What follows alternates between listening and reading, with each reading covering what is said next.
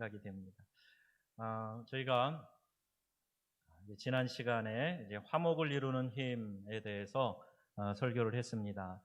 가난하게 되어서 원망과 불평을 하는 사람들과 귀족들, 또 이제 부자가 된 사람들, 그 사이에서 느헤미야는 아주 지혜롭게 백성들의 갈등을 이제 풀어가는 것을 보게 됩니다. 그때 그가 깊이 고민하면서 던진 말이 하나 있지요. 우리는 다 하나님의 백성이 아니냐, 이 말이에요. 이 말을 들은 백성들이 이제 마음에 울림이 있는 거예요. 그래서 이제 불평 원망도 좀 내려놓고 또 이렇게 상한 마음도 좀 풀고 그러면서 서로가 그래 맞아, 우리가 하나님의 백성이지, 이 위대한 일을 우리가 함께 이루어 가야 되지, 또 불편한 마음들을 좀 정리하면서 하나 되어가는 그런 모습을 보게 됩니다. 오늘 성벽 재건을 끝까지 방해하는 사단의 공격을 본문을 통해 보게 되는데, 여러분, 내 자신을 사단의 공격으로부터 보호하려는 이런 마음의 다짐을 하는 기회가 되시기를 바랍니다. 오늘 본문에는 두 가지 양상으로 나타납니다. 첫 번째는 공동체를 혼란에 빠뜨리는 중상모략이에요.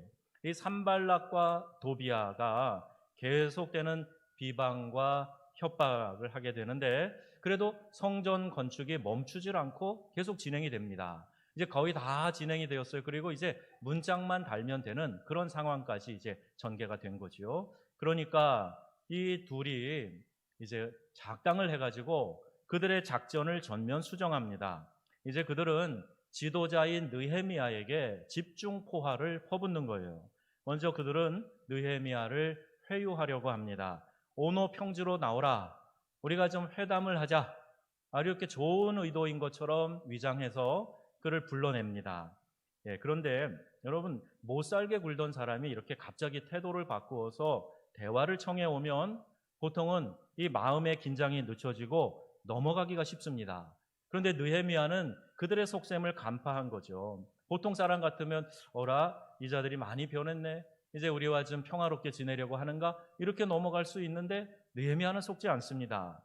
그들의 속내를 간파하고 간곡하게 이야기하죠. 이 중대한 일이 마무리가 남아 있는데 내가 이 시간에 시간 낭비할 이유가 없다. 그리고 이제 거절하는 거예요. 진정으로 화해와 연합을 청하는 것이 아니라는 것 알기 때문에 그 회유를 생각하면서 현실과 타협하지 않겠다고 하는 느헤미야의 단호한 결의가 여기 나와 있습니다. 그들의 얕은 깨와 불순한 의도를 발견하고 그것을 간파하고 느헤미야는 거절한 거예요. 또 이렇게 제안을 거절하자 이들은 노골적으로 숨은 의도를 실행합니다. 그 내용이 5절에서 9절까지 나와 있어요. 느헤미야, 당신을 도와준 아닥사스다 왕의 은혜를 원수로 갚으려고 합니까? 당신이 스스로 왕이 되려는 게 아닙니까? 자, 이것은 말 그대로 반역행위요. 자, 이렇게 이야기를 하는 거예요. 자, 이것은요, 지도자 한 사람을 역적으로 몰아가는 중상모략을 펼치는 전략입니다. 산발랏은 이렇게 민감한 내용을 담은 편지를 5번 보내는데 마지막 5번째는 아예 봉하지 않고 그 종자의 손에 들려서 편지를 보내는 거예요. 봉투를 봉하지 않았다? 거기에 숨은 의도가 있는 거죠. 뭡니까? 편지 전달하는 사람들이 그것을 호기심이 나서 열어보게 하는 겁니다. 그리고 그 내용을 읽어볼 수 있고 그 내용을 가지고 사람들에게 소문을 좀 퍼뜨리라 하는 이런 의도를 가지고 봉투를 봉하지 않은 채 그 종에게 들려서 보내는 거예요. 예컨대 우리 지도자 느헤미야가 지금 반역 혐의를 받고 있단다. 큰일 났다. 지금 조사가 들어갔나 보다. 산발락과 도비아가 알아서 이거를 지금 의논하자고 하는데 큰일 난 모양이다. 이렇게 생각하도록 만드는 겁니다. 이 산발랏은 이처럼 참으로 교활한 자였습니다. 여러분, 우리는 대부분 다른 사람들의 부정적인 소문에 대해서 민감합니다. 특히 공동체의 리더에 대한 부정적인 얘기다? 그러면 그것을 듣고 그냥 의연해야 할 사람 별로 없을 것 같아요. 그래? 정말 그 얘기가 사실이야? 그러면서 자꾸 거기에 솔깃하게 됩니다. 그래서 사단은요, 끊임없이 지도자들을 공격해서 공동체를 혼란에 빠뜨리게 만드는 거예요. 자, 모건 브레이크라고 하는 사람이요, 이런 글을 썼습니다. 여러분 여기 있는 글을 읽으시면서 내가 누구인가 한번 생각해 보세요. 나는 누구에게나 치명적인 타격을 가할 수 있는 힘과 기술이 있다. 나는 가정과 교회와 국가를 파괴한다. 나는 어떤 건강한 사람이라도 그의 건강을 파괴할 수 있다. 나는 날개를 타고 바다를 여행한다. 멀리 간다는 거예요. 나는 진리와 정의와 사랑을 경멸한다. 나는 나의 희생자를 전 세계와 모든 나라 곳곳에 갖고 있다. 나는 바닷가의 모래알보다 훨씬 많은 노예를 거느리고 있다.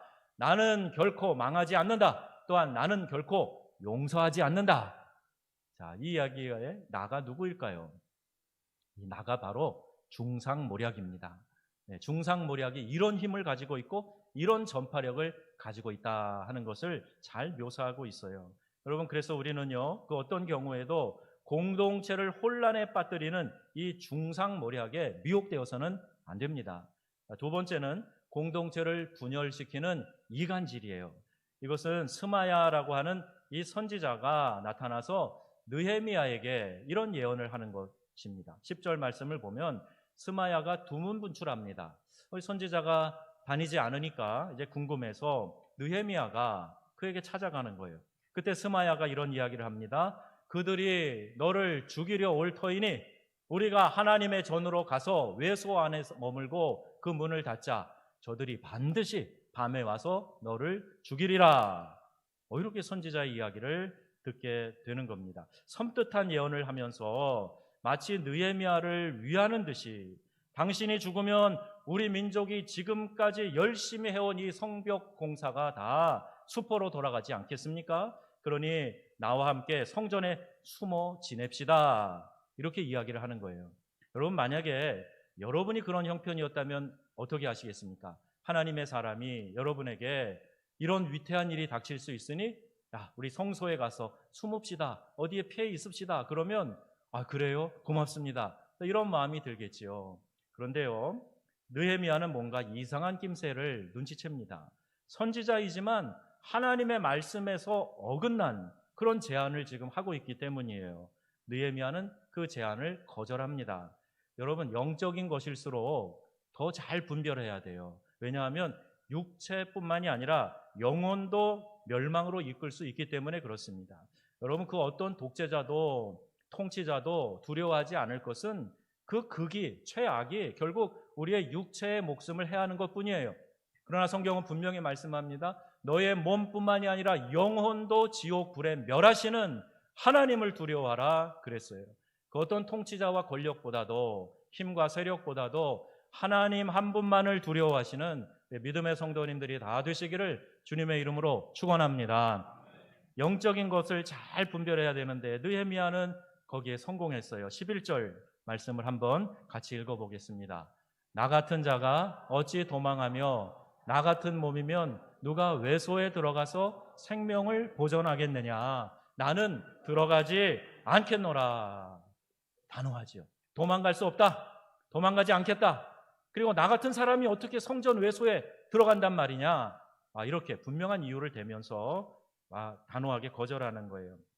아무리 급한 상황이어도 내 신분과 역할을 잊지 않겠다는 겁니다. 여러분, 성소에는 당시에 제사장만 들어갈 수 있었어요. 예수님이 십자가에서 운명하실 때 성전 휘장이 위로부터 아래로 쫙 찢어지잖아요. 그리고 우리가 지성소로 들어갈 수 있도록 예수 그리스도의 공로를 통해서 하나님 앞에 직접 나갈 수 있도록 된 것이지 그 이전까지는 아무나 못 갑니다. 제사장만 허락받은 제사장만 들어갈 수 있는데 이것이 민수기 18장 7절에 나와 있어요. 한번 같이 보겠습니다. 내가 제사장 직분을 너희에게 선물로 주었은즉 거기 가까이 하는 외인은 죽음을 당할지니라. 아멘. 외인은 제사장을 제외한 나머지 사람들이에요. 하나님이 정하신 법대로 해야 되는데 여러분, 그가 죽을 것이 두려워 성전에 숨는다면 이와 같은 율법에 저촉되는 겁니다. 그리고 백성들은 느헤미야를 질타하고 율법을 어겼기 때문에 오히려 신성모독으로 그의 죄를 물을 겁니다. 지금 이 스마야가 하는 이 일은 뭡니까? 결국 느헤미야의 지도력을 약화시키려는 거예요. 백성들이 그를 향하여 등을 돌리도록 죄짓게 만드는 겁니다. 느헤미야는 그걸 알았어요. 느헤미야 같은 중요한 일을 하는 사람, 하나님이 기뻐하실 일을 하고 있으니까 게다가 그는 지금 유대 총독으로 와 있는 사람이니까 충분히 자격이 있다고 생각하십니까? 혹시 여러분이 그런 마음이 드신다면요, 우리도 그런 교만에 지금 살짝 노출되어 있는 거예요. 나는 이만큼 중요한 일을 맡고 있는 사람이니까, 나는 이만큼 훌륭한 일들을 많이 헌신해서 했으니까 나는 괜찮아. 그러면서 하나님이 금하시고 있는 일을 내가 슬쩍슬쩍 하고 있다. 여러분, 이건 주의해야 될 일입니다. 이 교만에 무너진 사람이 한둘이 아니에요. 여러분, 느헤미야는 자기를 잘 지켰어요. 자기 자신이 성전 외소에 들어가면 안 된다 하는 것을 분명하게 알고 있었고, 그래서 그 호의처럼 보이는 것을 단호하게 거절할 수 있었던 겁니다. 자, 이 예를 비교해서 한번 보세요. 사무엘이 더디 오자 전쟁을 앞두고 있던 사울이 불안했어요. 그래서 사울 왕이 사무엘이 올 때까지 기다리지 못하고 자기가 제사장이 드려야 될 제사를 자기가 드려버립니다. 왕이니까 이 정도쯤 할 수 있는 거 아니야? 순간 아마 그는 교만에 빠졌을 거예요. 그래서 그는 결국 하나님께 버림바 되었습니다. 여러분, 백성의 왕이라고 하나님이 정하신 법을 마음대로 파기하면 이렇게 망하게 된다 하는 것을 우리 알아야 됩니다. 그래서 성경은 믿음의 사람들에게 이렇게 말하고 있어요. 여러분, 이 말씀을 이 시대에 특별히 여러분 마음에 잘 새기셔야 됩니다. 로마서 12장 3절 말씀이에요. 다 같이 마땅히 생각할 그 이상의 생각을 품지 말고 오직 하나님께서 각 사람에게 나눠주신 믿음의 분량대로 지혜롭게 생각하라. 아멘. 특별히 영적인 일들은, 우리 사회도 마찬가지입니다만, 영적인 일들은 내게 맡겨주신 직분을 최선을 다해서 잘 감당하면 되는 거예요. 마땅히 생각할 그 이상의 것들 생각하면서 그것 때문에 전전긍긍할 필요가 없다는 겁니다. 믿음의 분량대로 지혜롭게 생각하라, 이렇게 권면하고 있어요. 스마야 선지자는 지도자와 백성 사이를 이간질하고 국론을 분열시키고 느헤미야를 속이려고 했던 거지요. 이처럼 여러분, 거짓말은 우리의 관점을 바꿔놓습니다. 거짓말을 하면 지금 마땅히 여기를 바라봐야 되는데 시선을 다른 쪽으로 옮기게 하는 거예요. 요새 말로 하면 그게 바로 가짜 뉴스입니다. 가짜 뉴스를 자극적으로 배포해서 그래? 그리고 사람들이 여기를 주목해야 되는데 엉뚱한 걸 쳐다보게 만든다는 말이에요. 여러분, 제가 구체적인 얘기는 드리지 않겠습니다만 여러분 나름대로 하나님이 주시는 지혜를 가지고 하나님, 주의 뜻을 옳게 분별하는 사람이 되게 하여 주시옵소서, 이런 기도가 절실히 필요한 때입니다. 그리고 왜곡된 관점은 오해를 낳게 되고 공동체 안에서 서로 싸우다가 자멸되게 만드는 거예요. 우리 일부 예배 박 집사님 기도했는데 제가 감동받았어요. 우리 이 사회의 아픔을 기도로 하나님 앞에 호소하는 그 마음이 참 귀했습니다. 여러분, 이 시대는요, 내가 아무리 옳고 정당한 거라고 할지라도 서로 물고 서로 뜯으면 안 됩니다. 그럼 피차 망할까 주의하고 염려하라 말씀하고 계시는데, 이제는 비난의 정죄를 내려놓고 먼저 급한 것부터 해결해야 됩니다. 이 민족이 지금 해결해야 될 급한 일들을 해결해 나가야 되는 거예요. 서로 싸우다가 자멸해서는 안 됩니다. 패를 가르는 사람들을 보면요, 대부분 무모한 확신을 가지고 있어요. 내 생각만이 옳다는 겁니다. 그리고 이렇게 하는 것이 맞다 확신합니다. 자신이 속한 공동체를 살리기 위해서, 건강한 공동체를 만들기 위해서라는 명목으로 헛된 사명감에 불타는 사람들도 많이 있어요. 여러분, 이런 일들을 우리가 주의해야 된다는 겁니다. 이런 헛된 이간질, 잘못된 뉴스를 퍼뜨려서 사람들의 마음을 흔들어 놓는 일, 이것이 공동체를 파괴하는 무서운 죄악이라는 것을 알아서 우리가 늘 하나님의 뜻을 분별하며 말씀에 분명히 세워지고 하나님이 기뻐하시는 일에만 움직이는 믿음의 사람들이 다 되시기를 주님의 이름으로 축원합니다. 원수의 공격을 분별하려면 어떻게 해야 됩니까? 12절 말씀에 보니까 깨달은즉이라는 단어가 나오고 있어요. 느헤미야가 깨달았어요. 오라, 이거는 사람이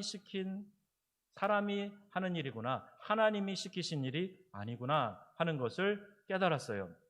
우리가 자신의 신분과 사명을 분명히 알고 그것에 충실하면 하나님께서 행할 것을 우리에게 가르쳐 주시는 거예요. 지금 내 신분이 뭐다, 내 사명이 뭐다 하는 것만 분명하게 붙잡고 있으면 지금 내가 해야 할 일을 하나님이 가르쳐 주신단 말이에요. 느헤미야도 분명한 사명의식이 있었기 때문에 산발락과 도비아가 별 방법을 다 동원해서 회유하고 유혹하고 위협하고 겁박하고 해도 끄떡도 하지 않고 하나님의 뜻에만 분명히 서 있을 수 있었던 겁니다. 여러분, 하나님은 하나님 스스로 자신이 하신 말씀을 파기하시는 분이 아니세요. 시대가 달라졌으니까, 지금 구조가 다르고 사회가 다르니까 말씀을 이렇게 달리 적용해도 된다라고 말하는 거 다 사입입니다. 다 잘못된 거예요. 여러분, 하나님의 말씀은 1.1핵도 변화됨이 없는 줄 믿으시기 바랍니다. 하나님의 말씀은 어제나 오늘이나 영원토록 동일하신 진리의 말씀임을 믿으시기 바랍니다. 그러니 말씀에서 옳다 해라 하는 건 우리가 목숨을 걸고도 해야 되는 일이에요. 그러나 말씀에서 하지 말아라 하는 일들은 목숨을 걸고라도 하지 말아야 하는 겁니다. 여러분, 예배에 나오는 거 부끄러워하지 마세요. 눈치 보지 마세요. 우리가 하나님 앞에 예배할 자유가 있습니다. 물론 이 방역 시스템에 해가 되지 않고 누가 되지 않도록 우리가 지켜야 될 것 잘 지키면서 예배하면 되는 거예요. 예배 공간에 맞추어서 우리가 충분히 거리 두기를 하고 마스크 착용하고 그리고 규정대로 예배 드리면 되는 겁니다. 왜 눈치를 봅니까? 왜 주변 사람들의 주의를 살핍니까? 그럴 필요 없어요. 당당하게 예배 드리시면 돼요. 또 형편상 온라인으로 예배하시는 분들도 최선을 다해서 영과 진리로 예배하고 그 자리에서 하나님 만나는 마음으로 예배하세요. 그러면 그것 때문에 여러분 주눅 들고 부끄러워하실 이유가 하나도 없습니다. 여러분, 어떤 상황이 주어져도 예배의 본질은 변화될 수 없다 하는 것을 알고 우리에게 주어진 최고의 사명과 영광이 하나님을 예배하는 것이다 하는 사실을 깨닫고 믿음으로 나아가는 성도들이 다 되시기를 주님의 이름으로 축원합니다. 깨닫다라는 말을 여기 하고 있어요. 결국에는 이 선지자가 도비야 산발랏에게 뇌물을 받고 거짓 예언을 하고 거짓된 일을 한 것이다 하는 것을 깨달았다는 겁니다. 여러분, 이 시대에 거짓 선지자가 얼마나 많은지 몰라요. 계시의 말씀을 임의로 해석하고 사람들을 자신의 목적으로 이끄는 이단들을 주의해야 됩니다. 말씀을 바로 분별하고 이단에 미혹되지 않도록 해야 돼요. 그런데 마치 이단에 무슨 특별한 것이 있는 것처럼 자꾸 거기에 귀를 기울이고 또 그것을 기웃거리고 그래서는 안 됩니다. 여러분, 여기 깨닫다라는 말 히브리어 원어는 나카르라고 되어 있어요. 이것은요, 어떤 사건이나 대상을 하나님의 말씀에 비추어 살핀다라는 그런 뜻을 담고 있습니다. 이 상황을 만났을 때 여러분 임의로 해석하지 마세요. 느헤미야가요, 이 문제를 그런 그들의 회유를 자기 자신이 골똘히 생각하지 않았습니다. 이게 내게 유익이 될까? 손해가 될까? 그것 따지지 않았어요. 합리적인가? 불합리적인가? 그것도 따지지 않았어요. 사람들에게 가서 물어볼까? 그리고 사람들 찾아다니지 않았어요. 오직 하나님의 말씀에 비추어 봐서 옳지 않다. 내가 어떻게 성전 회소에 들어갑니까? 안 됩니다. 하고 단호하게 하나님의 말씀에 비추어서 여러분, 여기에 지혜가 있어요. 이 시대에도 여러분, 하나님의 말씀이 기준이 되어서 단호하게 예면 예, 아니면 아니요 하는 믿음의 절도와 순도가 있기를 주님의 이름으로 축원합니다. 오직 하나님 한 분, 그분을 두려워하고 그분만을 경외하면 세상의 다른 어떤 것도 우리가 두려워할 이유가 없습니다. 하나님의 뜻을 잣대 삼아 그것을 판단할 때 그 기준이 명확하게 세워지는 거예요. 당시 선지자의 말은 높은 권위를 가지고 있었습니다. 선지자의 말을 거역하는 것 쉽지 않았을 것입니다. 그럼에도 느헤미야는 철저히 조사하고 살폈어요. 이게 바로 분별력이에요. 자, 여러분, 어떤 이야기를 혹 밖에서 들으셨다 하더라도 이 영적 분별력을 가지셔야 됩니다. 그리고 말씀에 비추어 보셔야 돼요. 그리고 누가 나의 영적 지도자인가 알아서 여러분이 몸담고 신앙하는 교회 담임 목사를 여러분의 말씀을 또 상황을 해석해주고 또 이끌어줄 수 있는 지도자로 분명하게 인식하고 따라오셔야 됩니다. 안 그러면 이 어려운 시대에 양들이 흩어져요. 여러분, 잘못된 곳에서 방황할 수 있습니다. 분별력을 가지시고 하나님의 뜻과 섭리가 아니면 나는 따르지 않겠다라는 단호하고도 철저한 믿음을 가지셔서 이 어려운 시기에 귀한 승리를 이루시는 성도님들이 되시기를 축복합니다. 분별은요, 성벽을 쌓는 것과 같아요. 무엇이 나가고 들어가는가를 살피기 위해서 성벽을 쌓고 성문을 만드는 거예요. 필요할 때 문을 걸고 출입을 통제할 수 있기 때문입니다. 선한 것이면 들여보내고 악한 것이면 막아야 하는 거예요. 이게 분별입니다. 우리는 보고 듣는 것에 많은 영향을 받고 있어요. 그래서 우리는 하나님의 말씀을 많이 듣고 많이 먹어야 됩니다. 그래야 이 시대의 여러 상황들을 옳게 분별할 수가 있어요. 여러분, 얼마나 많은 정보가 홍수처럼 쏟아집니까? 그런 정보에 들으면서 혹 이게 맞는가, 혹 저게 맞는가, 그리고 여러분 왔다 갔다 하시면 안 돼요. 이럴 때일수록 여러분 더 하나님의 말씀에 집중하시기를 바랍니다. 눈이 어두워서 성경 잘 못 읽어, 그런 분도 계세요. 얼마나 지금 좋은 시기예요. 오디오 성경이 여러 다양한 그런 방식으로 나와 있어요. 입체 낭독도 하고 드라마 바이블도 있고 성경을 그냥 또박또박 읽어주는 것도 있고 읽는 속도도 빠르게 읽을 수도 있고 천천히 읽을 수도 있어요. 여러분이 다른 일을 하면서도 말씀을 틀어놓고 그 말씀에 귀를 기울이다가 보면은요, 평소에 내가 가지고 있던 의문들, 평소에 내가 기도하고 있던 그 기도에 대한 응답들, 이런 것이 말씀을 통해서 나한테 들려진단 말이에요. 설교 말씀을 다시 들어보고 성경을 읽는 것을 다시 들어보고, 그러면서 이 시기에 여러분 우리가 더 영적으로 집중하여서 본질에, 우리의 신앙의 본질에 더 충실한 기회로 삼으시기를 바랍니다. 우리 교회 생활, 신앙 생활 마찬가지예요. 이 선한 것은 들여보내고 악한 것을 막아내려면 이 성벽을 쌓는 것 같은 일을 해야 됩니다. 막아내야 돼요. 기도의 파수꾼들이 교회에 세워져야 됩니다. 내 믿음의 성벽을 잘 쌓아서 옳은 것, 선한 것만 받아들이고 악한 것, 유혹들은 물리치고 막아내고 하는 그런 분별력을 우리가 가져야 됩니다. 영적 공격을 막아내는 원칙도 하나님을 의지하고 그분의 능력을 힘입는 데 있다는 거예요. 하나님의 음성을 듣고 그분께 새로운 힘과 영적인 격려, 이것을 공급받아야 우리가 살아갈 수가 있어요. 여러분, 주일날 한번 와서 사랑합니다, 축복합니다, 그 인사하는 거 별거 아닌 것 같죠? 아니요, 굉장히 큰 겁니다. 여러분, 서로가 서로를 영적으로 소통하면서 교감하면서 격려해 주는 거, 이거 얼마나 위대한 일인지 몰라요. 그래서 여러분, 온라인으로 예배하는 거 형편상 어쩔 수 없이 하지만 그게 정상이 아니에요. 오셔서 함께 느끼면서 교감하면서 또 때로는 손잡고 기도하면서 찬양을 같이 하면서 서로의 표정을 보면서 이렇게 인사하고 이렇게 교제하고 그 가운데 생명의 말씀을 듣고 함께 예배하는 것, 이게 얼마나 귀한 일인지 몰라요. 여러분, 예배를 생명처럼 지키시는 성도님들이 다 되시기를 바랍니다. 느헤미야는요, 문제가 생길 때마다 기도했어요. 처음에 예루살렘의 형편을 들었을 때도 기도했습니다. 아닥사스다 왕에게 도움을 요청하기 전에도 기도했어요. 대적들로부터 비웃음과 조롱을 받을 때 그때도 기도했습니다. 대적들이 협박할 때 그때도 기도했어요. 이스라엘 백성이 경제적인 몰락과 부자와 귀족들의 착취 때문에 공동체가 힘들어졌을 때, 서로 막 다투고 힘들어하고 아파할 때 그때 느헤미야는 기도했어요. 가까운 사람에게 배신당했을 때 느헤미야는 기도했어요. 하나님의 성전을 위해 그는 일할 때 기도했습니다. 올바른 안식일을 준수하기 위해서 기도했고 제사장 직분의 성결함을 위해서 느헤미야가, 평신도였던 지도자 느헤미야가 제사장들을 위해서 기도했단 말이에요. 여러분, 우리가 어떤 선한 일을 한다고 그럴 때 내가 지금 기도로 시작했는가? 그래서 하나님의 뜻을 구했는가? 기도하면서 진행하고 있는가? 기도하면서 하나님이 이루실 위대한 뜻을 바라보고 있는가? 이것을 우리가 늘 점검해 보아야 한다는 겁니다.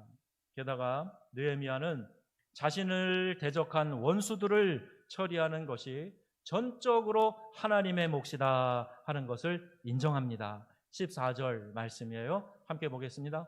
네, 하나님이여, 도비야와 산발락과 여선지 노아다와 그 남은 선지자들 곧 나를 두렵게 하고자 한 자들의 소행을 기억하옵소서 하였노라. 아멘.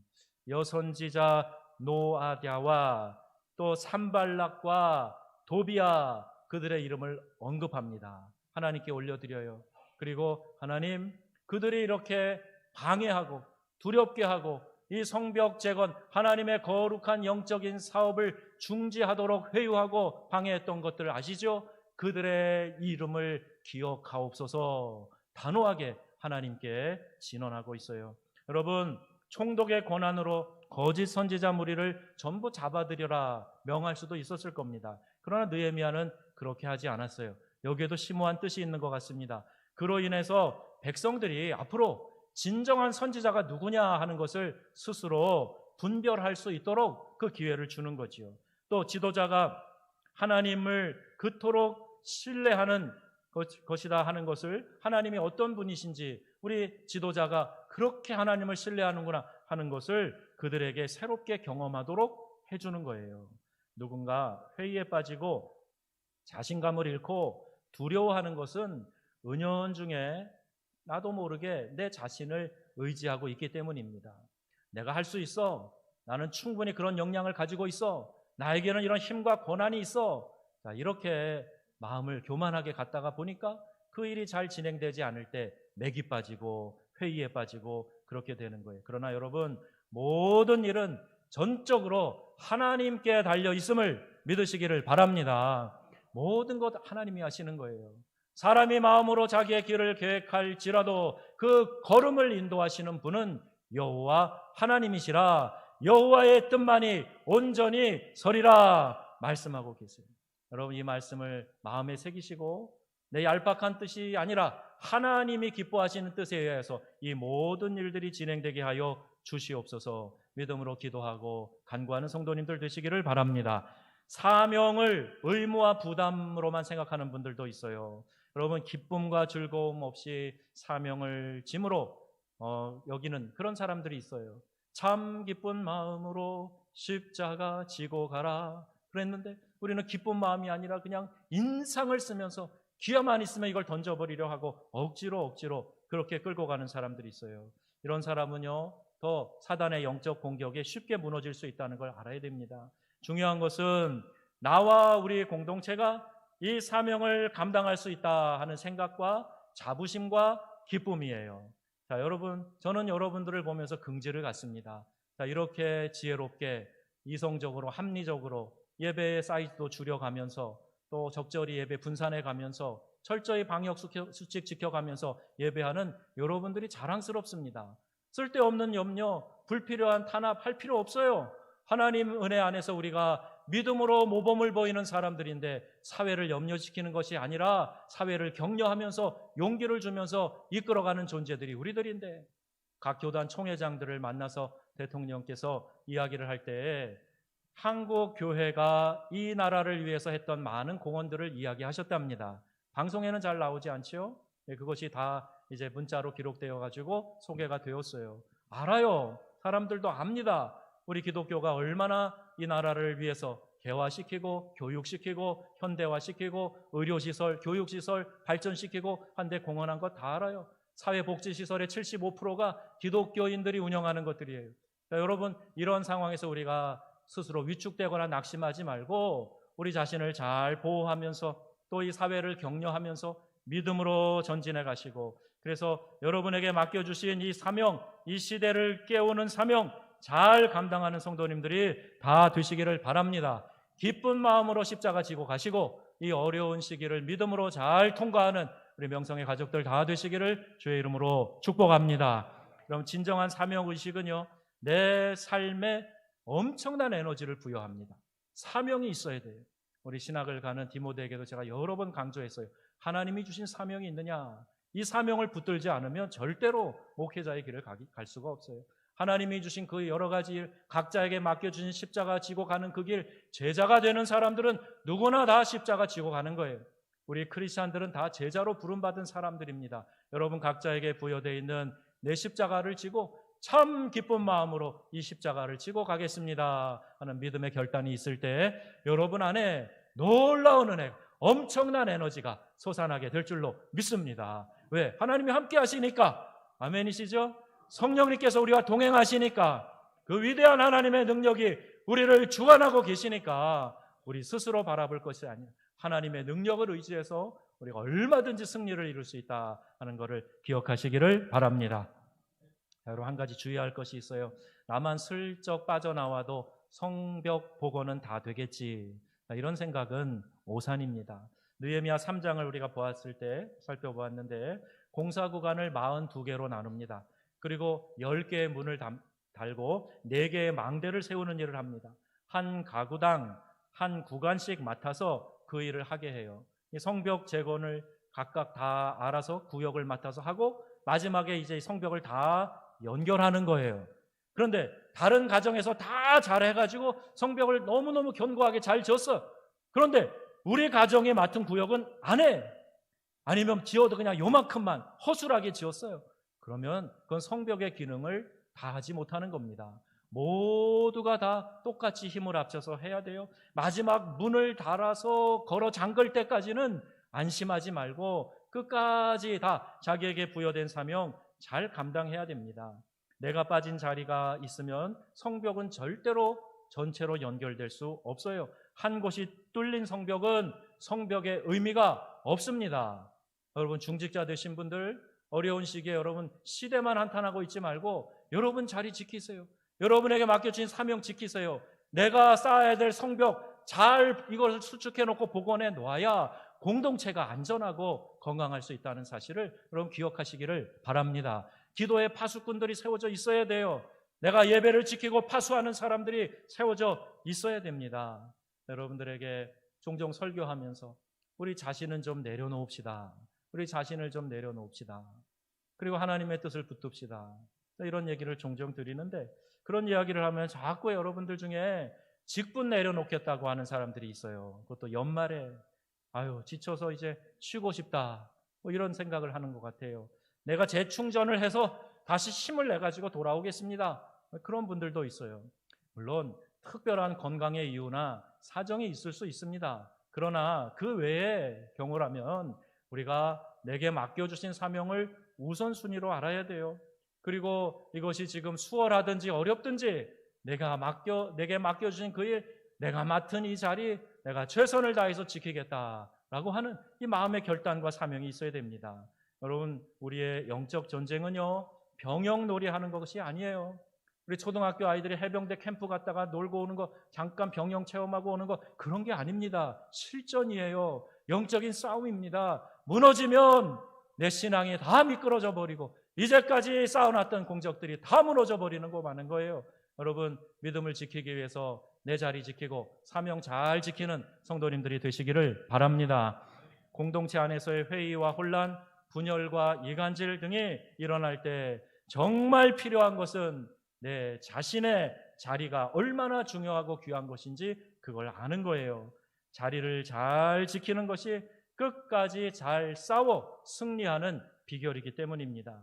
하나님은 우리의 능력을 보고 그 자리에 세워주신 게 아니에요. 여러분 착각하지 마세요. 내가 이만큼 훌륭하니까 하나님 이 자리에 맡기셨지? 아닙니다. 목회자로부터 시작해서 우리 모든 우리 성도들, 우리 직분자들이 우리가 생각해야 될 것은 나를 충성되이 여기사 끝까지 이 사명 감당하라고 하나님께서 이 자리에 세워주신 줄로 믿으시기 바랍니다.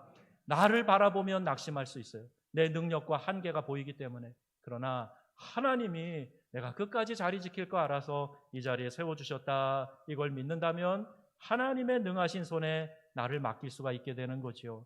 내가 감당할 만한 힘이 없다고 느껴지면 내 스스로 물러나며 사표를 내는 것이 아니라 할 수 있는 일을 열어달라고 기도하고 계속 그 자리에 머무르며 섬기는 일을 해야 되는 것입니다.